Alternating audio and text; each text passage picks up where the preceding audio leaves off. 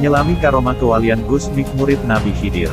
Saat Gusmik berpulang ke hadirat ilahi pada tanggal 5 Juni tahun 1993, lautan zikir menggema hampir di seluruh penjuru pondok pesantren Al-Falah, Mojo, Kediri, Jawa Timur. Konon menurut seseorang, piring, gelas, dan semua alat dapur ikut bergetar, kata pengagum berat Gusmik. Ini membuat orang rutin mengikuti pengajian Zikrul Ghafilin. Sebuah ritual pengingat bagi mereka yang lupa.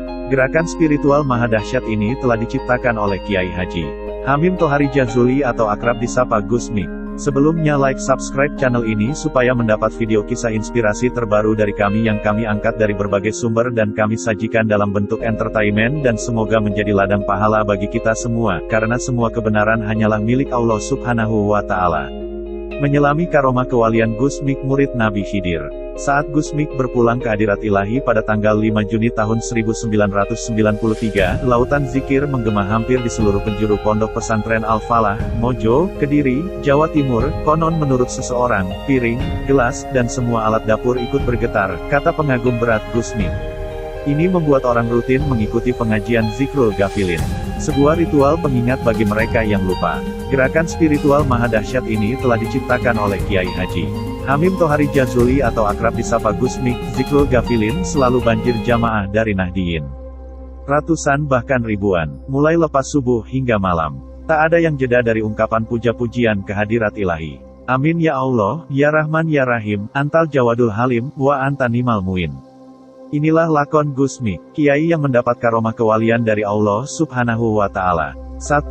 Menundukkan binatang. Sejak bayi, Gusmik telah dikaruniai karomah luar biasa. Kala mulai merangkak, ibunya membawa ke kebun untuk mengumpulkan kayu bakar dan panen kelapa. Bayi itu ditinggalkan sendirian. Tiba-tiba dari semak belukar muncul seekor harimau. Sang ibu lari menjauh dan lupa jika bayinya tertinggal. Begitu sadar, ia langsung mencari anaknya. Ibu melihat harimau itu duduk terpaku di depan sang bayi sambil menjilati kukunya seolah menjaga. 2. Laut dalam mulut Gusmik. Karomah Gusmik bukan sekedar legenda. Kebiasaannya berdakwah ke tempat seperti diskotik, klub malam, bahkan menyisakan kisah. Suatu ketika Gusmik menghampiri pengunjung diskotik yang sedang asik menenggak minuman keras. Saat itu juga Gusmik mengambil sebotol minuman keras dan menenggaknya. Pengunjung yang melihat bahwa itu adalah Gusmik lantas keheranan dan bertanya, "Gus, kenapa ikut minum dengan kami?" "Sampeyan, Anda kan tahu kalau itu minuman keras yang dilarang oleh agama?" tanya orang itu. Gusmik pun menjawab, "Aku tidak meminumnya, aku hanya membuang minuman itu ke laut," jawab Gusmik.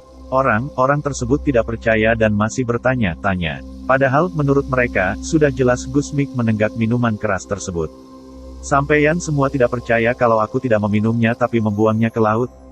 Gusmik akhirnya angkat bicara. Lantas Gusmik membuka mulutnya lebar-lebar. Mereka semua terperanjat karena melihat laut bergelombang dalam mulut Gusmik. Saat itu juga mereka mendapatkan hidayah dari Allah untuk bertaubat dan meninggalkan minuman keras yang dilarang oleh agama. 3. Tentang wanita. Suatu ketika Gus Farid putra Kiai Haji Ahmad Siddiq mengajukan pertanyaan yang kerap mengganjal hatinya. "Gus, bagaimana perasaan sampeyan tentang wanita?" tanya Gus Farid. Gusmik lantas menjawab, "Aku setiap kali bertemu wanita walaupun secantik apapun dia, dalam pandangan mataku, yang terlihat hanya darah dan tulang saja.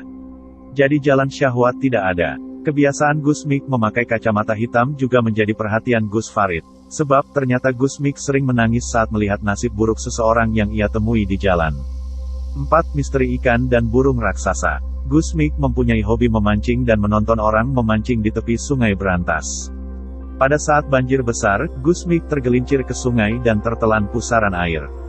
Sampai beberapa jam, santri yang ditugaskan menjaga Gusmik mencari di sepanjang pinggiran sungai. Dengan harapan menemukan Gusmik akan tersangkut atau bisa berenang ke daratan. Tetapi Gusmik justru muncul di tengah sungai berdiri dengan ketinggian air hanya sebatas mata kaki saja. Sebab Gusmik berdiri di atas punggung seekor ikan yang sangat besar. Menurut Gusmik, ikan tersebut adalah piaraan gurunya. Pernah pula suatu hari kail Gusmik tersangkut ikan yang sangat besar dan menarik Gusmik ke dalam sungai hingga tenggelam. Pengasuhnya kebingungan karena tidak ada orang yang bisa menolong. Hari masih sangat pagi sehingga suasana sepi dari orang memancing. Hampir 2 jam pencarian tak ada titik terang. Pengasuh itu putus asa dan menyerah. Karena takut mendapat murka dari Kiai Haji Jazuli dan ibunya Irodiah, akhirnya pengasuh itu kembali ke pondok dan membereskan semua bajunya tanpa pamit. Dalam cerita yang disampaikan Gusmik kepada pengikutnya, ternyata Gusmik bertemu dengan gurunya. Ikan tersebut adalah piaraan gurunya yang membawa Gusmik menghadap gurunya yaitu Nabi Khidir. Pertemuan itu hanya berlangsung 5 menit. Namun kenyataannya Gusmik naik ke daratan dan kembali ke pondok saat pukul 4 sore. Beberapa bulan kemudian pengasuhnya kembali ke pondok usai mengetahui bahwa Gusmik baik-baik saja. Sungguh masih banyak karomah Gusmik yang bisa diceritakan termasuk kedekatannya dengan Gus Dur. Semuanya menjadi pengingat diri untuk senantiasa memuji kebesaran Allah Subhanahu wa Ta'ala.